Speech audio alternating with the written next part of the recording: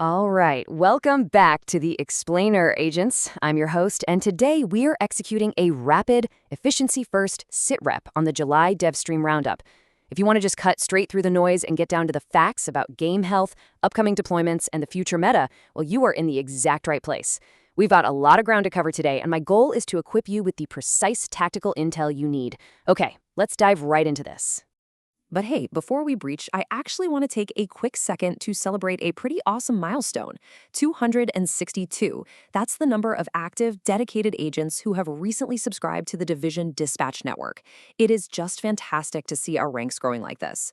And look, if you find these structured slide-based explainers helpful for your deployment prep, do me a huge favor and execute a quick click on that like and subscribe button. It really helps expand our active agent network and makes sure you never miss a briefing. Okay, here are our strict mission objectives for today's briefing. We're going to cover, number 1, the August 11th deployment, number 2, anti-cheat and system health, number 3, the permanent PvE Dark Zone, and finally, number 4, Season 3 Forward Recon. Kicking things off with Section 1, the August 11th deployment. Immediate action required. So, let's pivot sharply to the immediate tactical changes dropping on August 11th.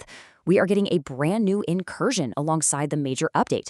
However, there's a bit of a casualty in operational security here. Because of recent data mining and PTS leaks, the devs have officially canceled the world's first race for this incursion. Yeah, it's a tough break for the competitive squads out there, but honestly, it kind of levels the playing field for the rest of us.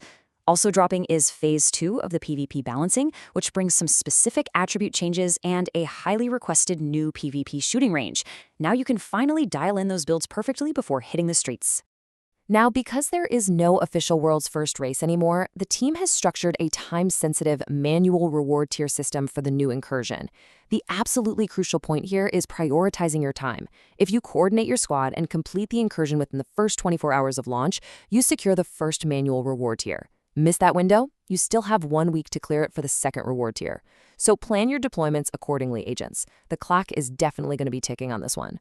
Moving on, let's look at the technical state of the game leading into this patch. You know that super annoying legacy audio bug causing your LMGs and rifles to fire silently? Confirmed fixed on August 11th, and you don't have to do a thing. However, if you are a PS5 agent experiencing graphics degradation because of memory issues, the team is actively investigating that. Your required action here is to submit a ticket through the bug reporter, which is still the priority pipeline, by the way, and make absolutely sure you include your account details. Lastly, just a heads up that standard maintenance windows will now default to 5 hours across all platforms, just to allow for full testing. Section 2, Anti-Cheat and System Health. Operational Security. Okay, what is truly staggering here is the sheer scale of the operation right now. 700%. That is the massive increase in anti-cheat sanctions this season compared to the last one. Game health and fair play are clearly the top priorities right now for the team, and this number is absolute, undeniable proof that anti-cheat enforcement has ramped up hard. They are sweeping the network, and the bans are hitting in massive waves. So what does this enforcement actually look like on the ground? Well, if you or someone in your squad suddenly sees a Charlie 03 error pop up, you need to know exactly what that means. A Charlie 03 error is a specific system flag indicating that third-party software has been detected on that user's account. It is a direct hit from the anti-cheat system, no ambiguity there. To really understand the mechanics behind these enforcement waves, let's look at their operational pipeline. Believe it or not, most bans are currently handled manually. Why? Well, it's to keep accuracy exceptionally high and to prevent any false positives. This totally explains why there's an intentional, built-in delay between when a rogue agent is reported and when the actual ban drops. Moving forward, the developers are also introducing improved lag switch detection and, thankfully, upgraded kill protection for agents standing inside the base of operations. So operational security is getting much, much tighter. Section 3, Permanent PvE Dark Zone. Zone Control, PAR. All right, this brings us to a major structural shift in Dark Zone operations. I know so many of you have been waiting for this intel. The PvE Toxic DZ is no longer a temporary event, and no, it's not a glitch. It is now a permanent fixture in the game. That's huge. If you prefer engaging with high-threat faction targets without the constant looming risk of player versus player betrayal, you now have a dedicated theater of operations. But listen, this isn't going to be a static playground. To keep the gameplay loop dynamic, this permanent PvE Dark Zone will operate on a rotating basis with constantly rotating rule sets. You're still going to need to adapt your loadouts and your tactics week to week, depending entirely on what modifiers are active in the zone. So yes, it's permanent, but it's constantly evolving. Section 4, Season 3 Forward Recon, Future Meta. Let's look over the horizon a bit so you can properly arm yourselves for Season 3 deployments.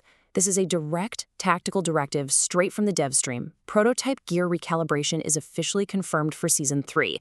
But guys, it is going to come at a severe cost. You need to start hoarding your prototype cores and tokens immediately, like today. Don't wait until the season drops to realize you are completely underfunded. Stack those resources right now so you can immediately optimize your loadouts on day 1. And you will absolutely need that optimized gear, for sure. Because in Season 3, we are getting a new rule set called the Blackout DZ. Contrast this against the standard Normalized DZ, where, stats are basically flattened out to ensure baseline fairness between players. Well, in the Blackout DZ, there is 0 stat normalization, literally none. That means your full expertise levels and all the advantages of your prototype gear will remain completely active.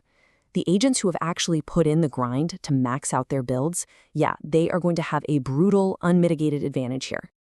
All right, that brings us to the final phase of today's explainer, Speculation Corner. We are looking at some unconfirmed but highly relevant developer theory crafting regarding the Striker gear set. Now, keep in mind, nothing here is locked in stone yet, but as focused learners, we need to read the writing on the wall. Get a load of this staggering data point straight from the developers. 27% of the active player base is currently relying on the Striker gear set regularly.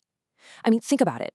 In a game with dozens of gear sets, high-end brands, and exotics to choose from, over a quarter of the entire community is running one specific build. From a balancing perspective, that puts a massive target right on Striker's back.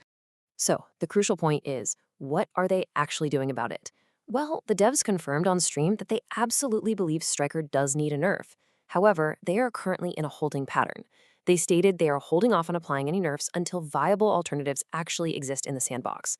They know full well that if they destroy Striker right now, they're going to leave a massive vacuum in player power. So while no changes are officially confirmed just yet, you need to know that a rebalance is inevitable once new gear steps up to the plate. Which leads me perfectly to my final thought for you. I really want to hear your tactical assessment in the comments. What viable alternative would it actually take for you to finally drop your Striker build? Would it take a massive buff to an existing set, or do we need something entirely new? Sound off below, keep it civil, non-toxic, and on topic, folks. Stay sharp out there, agents, and as always, I'll keep tracking this intel as it develops. See you on the next explainer.